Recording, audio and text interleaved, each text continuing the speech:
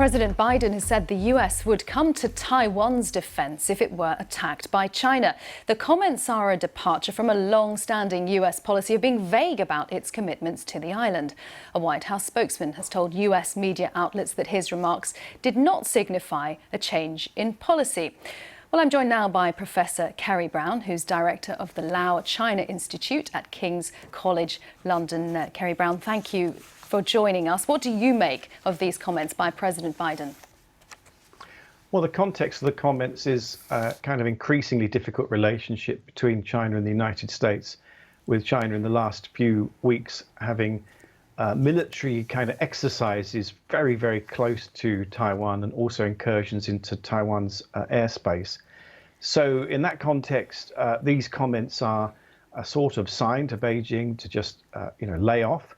But the problem is that in Beijing, their kind of mindset is America is already too pushy and forceful, and they don't feel that this is really an issue for America to get involved in because they regard the Taiwanese issue as an internal issue, even though, of course, America regards Taiwan as being a kind of separate entity.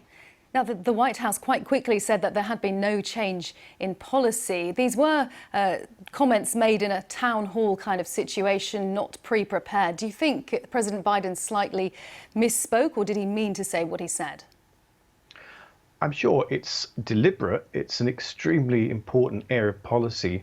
It's always been kind of covered in ambiguity. In 1979, when the United States shifted diplomatic recognition from Taiwan to the People's Republic, it had the Taiwan Relations Act, and that really kind of commits the United States to, kind of taking care or like being very aware of Taiwan's security.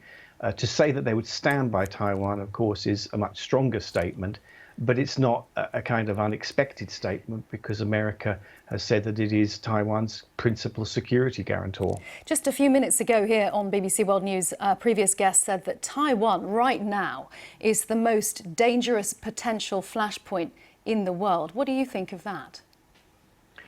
Yes, it is an extremely difficult situation because 23 million people on Taiwan certainly don't believe that their fate should be wrapped up with that of, the People's Republic. They're very strongly Taiwanese in their identity. And I think Beijing's kind of stance is that it knows that any military intervention would be really, really disastrous and catastrophic.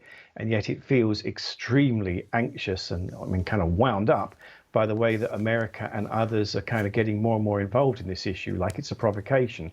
So words really matter in this issue because they can be misinterpreted and things can escalate really quickly. There are very clear red lines.